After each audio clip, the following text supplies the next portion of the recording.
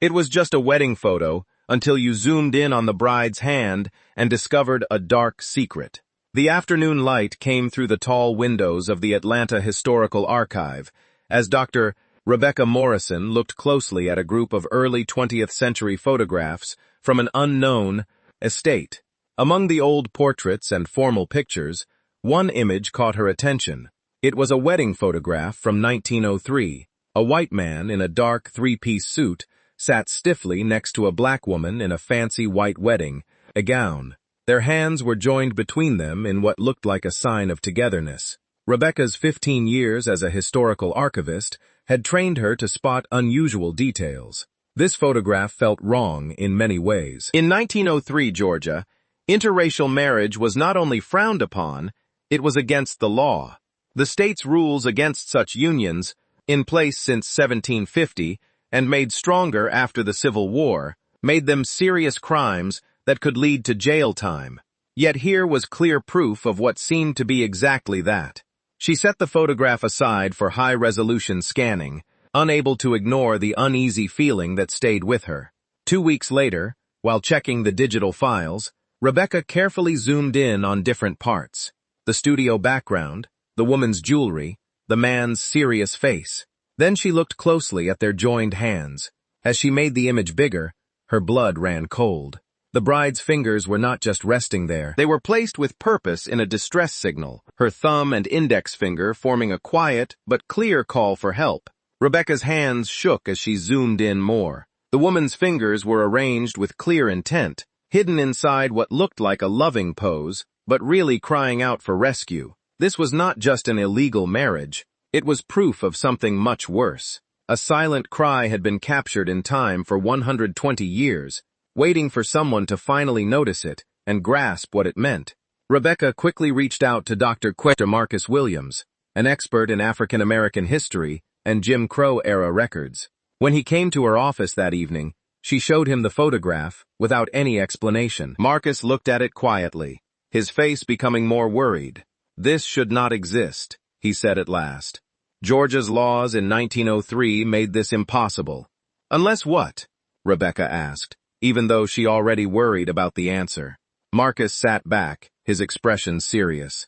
"Unless this was not a real legal marriage.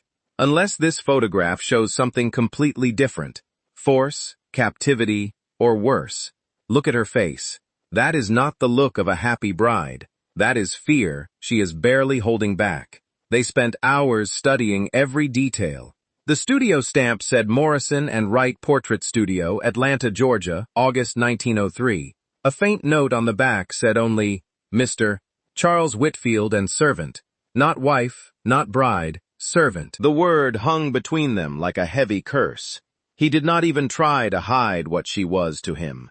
Marcus said softly, "This photograph was never meant to record a marriage. It was meant to record ownership." Rebecca felt ill, but why the wedding dress? Why set it up like this? Marcus searched historical records on his laptop. It was about control and shame. Some white men in this time used their power over black women in terrible ways. They could not legally marry them, but they could still force them into situations that looked like marriage. It was a cruel fake that met their wishes, while keeping their place in society. The woman had no rights, no safety, no escape. That night, Rebecca could not sleep. She kept seeing the woman's face, her carefully placed fingers, the silent cry that had lasted more than a century. Who was she? What had happened to her? And most troubling of all, had anyone noticed her signal back then? Or had it stayed unseen until now, far too late to help her? The next morning, Rebecca and Marcus started their search at the Georgia State Archives. They needed to learn the names of both people in the photograph. The name Charles Whitfield was their first clue. The archivist, an older black woman named Mrs. Dorothy Hayes, who had worked there for 35 years, became tense when she heard the name. "Charles Whitfield," she said slowly. "That is a name that still means something in certain groups, though not anything to be proud of. She went into the records room and came back with several boxes. The Whitfield family was well known in Atlanta from the 1870s through the 1920s. They gained their wealth in cotton and textiles after the war. Charles Whitfield took over the family business in 1898. The 1900 census showed Charles Whitfield, age 28, living in a big house on Peachtree Street, with plenty of money and many servants listed in his home. Rebecca's stomach tightened as she read the names. All black women and girls, ages from 14 to 30. One name stood out. Louisa, age 16, domestic servant, could read and write. Marcus found property records showing that Whitfield owned several places around Atlanta, including a textile factory where he had dozens of workers, mostly black women and children, working in harsh conditions for very little pay. Newspaper stories from that time praised him as a forward-thinking boss and important community leader. The difference between his public image and what they were finding was sickening. They looked for more details about the woman in the photograph.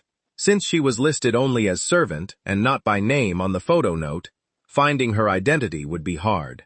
But Mrs. Hayes had an idea. If this picture was taken in August 1903, check the city records for missing persons reports or strange events around that time. Sometimes families tried to report when their daughters vanished, even if the police usually did nothing. After 2 days of going through incomplete records, Marcus found a police report from September 1903. It was short and brushed off, but it gave the first solid clue. Report filed by Henry and Martha Johnson about their daughter, Louisa Johnson, age 19, who worked in the household of Charles Whitfield. Family says she has not been seen in over a month, even though she lives just 2 miles away. Mr. Whitfield says Miss Johnson is doing her job and is healthy. No sign of any crime. Case closed. Rebecca checked the name against the 1900 census. There she was, Louisa Johnson, age 16 in 1900, living with her parents and 3 younger brothers and sisters in a simple home near Auburn Avenue. Her father, Henry, worked as a carpenter. Her mother, Martha, as a laundress. The family could read and write and owned their small home. They were part of Atlanta's growing black middle class, trying to build a better life despite the heavy pressure of Jim Crow. Marcus found more records. In 1902, Henry Johnson was hurt in an accident at a building site and could no longer work. The family fell into debt. A note in a local church's help records showed they had asked for support in early 1903. This is how it started, Marcus said, his voice full of anger and sadness. Whitfield saw a chance, a family in great need, a young woman with few choices. He offered her a job, probably promised good pay, and then they found a letter in the church records written by Martha Johnson to the pastor in July 1903. We have not seen our Louisa in 3 weeks. Mr. Whitfield says she is well and working hard, but he will not let us visit her. He says it would disturb the household. Reverend, my heart tells me something is wrong. My daughter writes to us every week, without fail, but we have received no letters. When I went to his house, the servants would not look at me. Please, can you help us? The pastor's reply was noted in his journal. Spoke with Mr. Whitfield about the Johnson girl. He assured me she is healthy and happy, just busy with her work. He seemed annoyed at the family's worries and suggested they are not thankful for his kindness in hiring her. I am inclined to believe him. The Johnsons must trust in God's care and not cause problems for a respected gentleman who has shown them Christian help. Rebecca found the Morrison and Wright Portrait Studio records through the Georgia Historical Society. The studio had worked from 1895 to 1910, and some materials had been saved by the photographer's family. She contacted James Morrison, the great-grandson of William Morrison, the studio's founder. James invited them to his home in Decatur, where he kept a large collection of his great-grandfather's work. William Morrison photographed Atlanta society for 15 years, James explained, as he led them to his study. He kept detailed notes about his clients and his work. He was also quietly the son of an abolitionist who struggled with capturing the darker sides of Southern life. He took out a leather journal from August 1903. I have read through all of these over the years. Some entries stayed with me. This is one of them. He opened to a page marked with an old ribbon and started reading. August 17th, 1903. Today, I did perhaps the most troubling job of my career. Charles Whitfield ordered a wedding portrait, but there was no wedding. The young black woman he brought to the studio was clearly not there by her own choice. She wore a costly gown that did not fit right, and her eyes held such deep fear that I almost refused the job. The entry went on.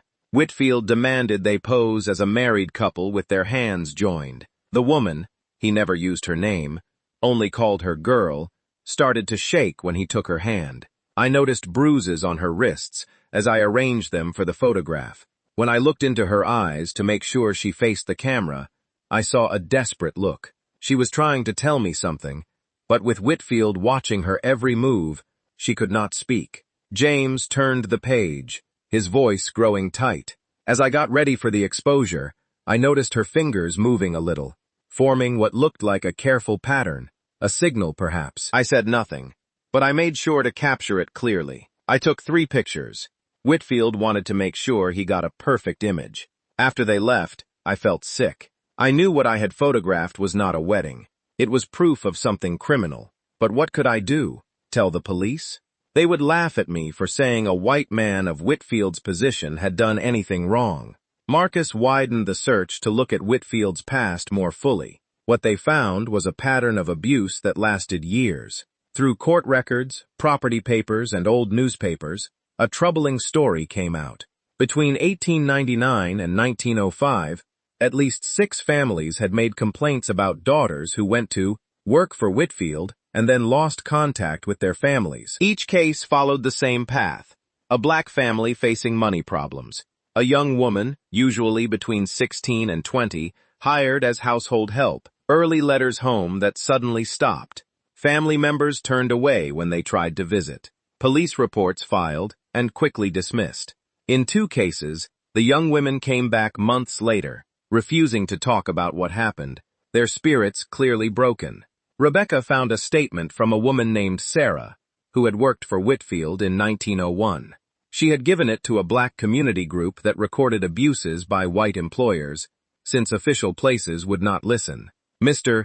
Whitfield kept 3 of us in the house.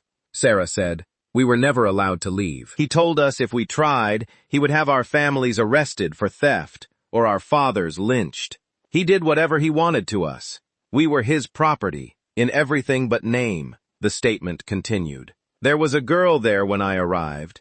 She could not have been more than 16. She was kept in a room on the 3rd floor, and we were not allowed to talk to her. I heard her crying at night. After a few weeks, she disappeared. Mr. Whitfield said she had stolen from him and run away, but I knew better. She would not have left. She was too scared of what he would do to her family. I got out because my brother threatened to go to the newspapers. Whitfield let me go, rather than risk attention, but I know others were not so lucky." Marcus found records showing that Whitfield had ties to local police and city leaders.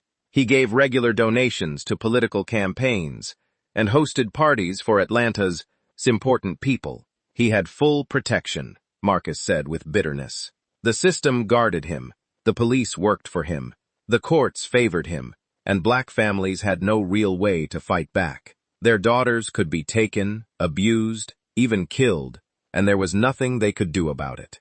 Despite the heavy truth of what they were finding, Rebecca stayed focused on Louisa herself. The photograph showed more than just suffering.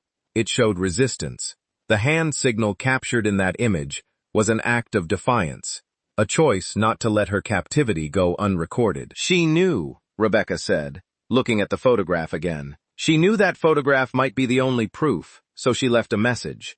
Through Martha Johnson's letters to different groups and churches, they followed the family's desperate efforts to find their daughter. In October 1903, Henry Johnson, despite his injuries, tried to push his way into Whitfield's house. He was arrested for trespassing and causing trouble, spending 2 weeks in jail. The event made the newspapers, but the stories were fully on Whitfield's side. Prominent businessman bothered by a crazy relative of a former worker, Martha wrote to the NAACP's Atlanta chapter, which was newly formed in 1903. My daughter is being held against her will by Charles Whitfield. She came to his home as a worker and is now his prisoner. I have not seen her in 4 months. She would never leave her family on her own. Please, someone must help us. We have tried every legal way, and no one will listen because we are black and he is white and rich. The NAACP responded, but their search hit the same barriers. Their lawyer, a black man named Robert Foster, tried to get a writ of habeas corpus. The judge refused, saying there was no proof of illegal holding and suggesting the Johnson family was making false claims against a respected man to get money. Foster wrote down the case, but could go no further without risking his own safety and job. Then Marcus found something unexpected. A letter dated December 1903 from a white woman named Eleanor Hartwell, who lived next door to Whitfield. She wrote to her sister in Boston, "There is something very wrong happening next door. Charles Whitfield has a young black woman in his house whom he calls a servant. The situation seems much worse. I have seen her only once looking out from an upper window. Her face was bruised. I tried to speak with her when Charles was away, but the other servants would not let me in, clearly scared.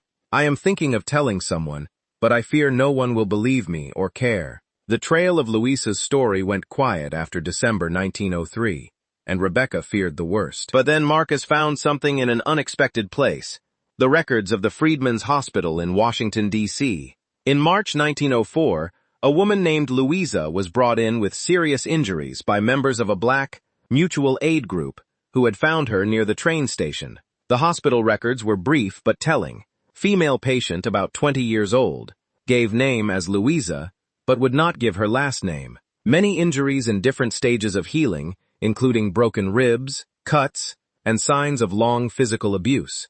Patient very traumatized and barely speaks. Shows deep fear of men, especially white men. Patient has said she escaped from somewhere in Georgia, but will not give details, saying, "He will kill my family if I tell." Rebecca's heart beat faster as she read on. The hospital had reached out to a local group that helped women who had escaped.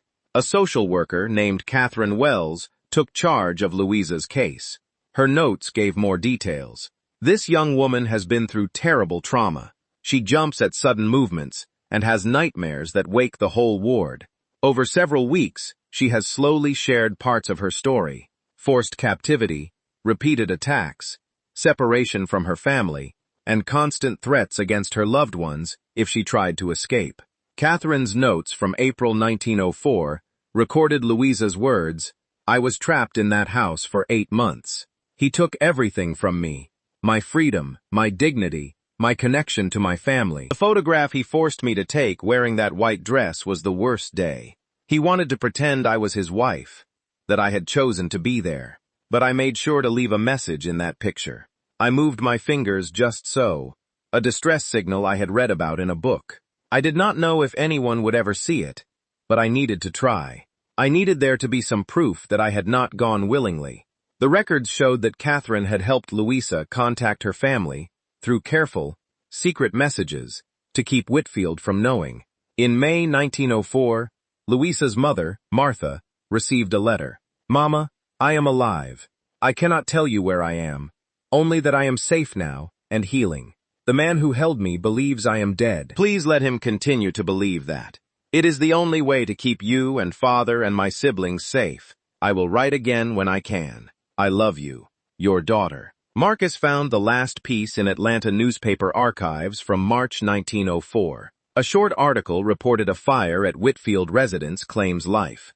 Authorities say a tragic fire happened at the home of prominent businessman Charles Whitfield last evening. One servant died in the blaze. Mr. Whitfield stated that the young black woman, whose name was not given, had been careless with a cooking fire. The body was too badly burned for identification. The incident is considered a tragic accident, but a black newspaper, the Atlanta Independent, told a different story in a careful article. Sources in the black community report that the servant, who supposedly died in the recent fire at the Whitfield home, had in fact escaped weeks earlier. Several witnesses say they saw a young woman matching her description fleeing the property in February. The fire seems to have been set on purpose to hide the fact of her escape and to scare other possible witnesses. Police have chosen not to investigate further. Louisa had escaped, and Whitfield had covered it up by saying she died in a fire. He could not admit she had gotten away without showing the truth of her captivity. He had to keep his image of respectability, so he invented a fake death and moved on. For the Johnson family, this meant they could never publicly say their daughter was alive without putting her in danger. Rebecca and Marcus found letters between Martha Johnson and Catherine Wells that went on for years. Catherine had helped Louisa start a new life in Washington, D.C., under a different name. She found work as a seamstress and later trained as a nurse. She married a good man named Edward, a postal worker, in 1908. They had 4 children, but Louisa never went back to Atlanta, and her parents had to act as if their daughter was dead to protect her. Marcus discovered that Louisa kept the story alive in her own way. In 1925, she gave testimony to a group studying racial violence and abuse in the South. She did not use her real name, but she shared her story. "I was 19 when a white man took me from my family and held me captive for 8 months. He could do this because the law did not protect people who looked like me. He knew no one would believe me if I spoke. He knew my family had no power to save me, but I survived, and I want my story on record, so that someday, when the world is ready to hear it, people will know what happened to women like me." Rebecca and Marcus spent 6 months putting their research together into a full historical record. They followed Louisa's descendants through Washington, D.C. records and found her great-granddaughter, a woman named Dr. Michelle Foster, who taught African American history at Howard University. When Rebecca called her, Michelle's answer was quick and full of emotion. We had been waiting for someone to find this story. They met at Michelle's home, where she had kept everything Louisa had left behind. "My great-grandmother lived until 1978, Michelle explained. She was 94 years old, and she never forgot what happened in Atlanta. She told us the story when we were old enough to understand. She made us promise to keep it safe, to make sure it was not forgotten. She said, 'Someday someone will find that photograph, and when they do, I want them to know the whole truth.'" Michelle showed them Louisa's personal papers, including a journal she had kept in her later years. One entry read, "I have lived a good life in spite of what was done to me. I raised 4 beautiful children. I helped bring dozens of babies into the world as a nurse. I loved and was loved, but I never forgot those 8 months, and I never forgot my parents' pain. That photograph exists somewhere with my silent scream frozen in it. I pray that one day someone will see it and understand. I pray that my story will help people recognize how many women suffered in silence, trapped by laws that denied our humanity in a society that refused to see our pain." The National Museum of African American History and Culture organized an exhibition titled "Silent Testimony, Louisa's Story, and the Hidden History of Jim Crow Captivity." The main piece was the 1903 photograph shown with the photographer's journal, hospital records, family letters, and Louisa's own testimony.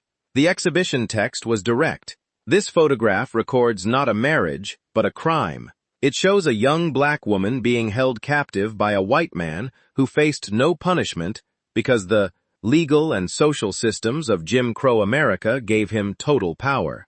At the opening, Michelle stood before the photograph with tears on her face. Beside the 1903 image was a photo of Louisa from 1960, age 76, surrounded by children and grandchildren, her face calm and strong. "My great-grandmother survived," Michelle said to the gathered crowd. "She not only survived, she rose above it. She turned her pain into purpose, helping other women, raising a family, building a life of meaning." This photograph no longer stands only for her captivity. It stands for her resistance, her courage, and her refusal to be forgotten. Rebecca spoke to the audience. For 120 years, Louisa's distress signal went unseen, but she left it there anyway, trusting that someday someone would look closely enough to notice. Her story is not just about one woman's suffering. It is about the widespread abuse allowed by racist laws and social systems. It is about the many black women who were hurt in the same way, with no way to fight back. And it is about the remarkable strength of those who survived and built lives of dignity despite everything meant to break them. As thousands of visitors went through the exhibition over the following months, they saw Louisa's hand signal, read her story, and understood the truth that had been hidden for more than a century. The photograph had finally done what it was meant to do, not as proof that could save Louisa in her own time, but as a lasting record that refused to let her story be erased. Her silent scream had finally been heard, and in being heard, it gave voice to many others whose stories had been buried by history's planned silence.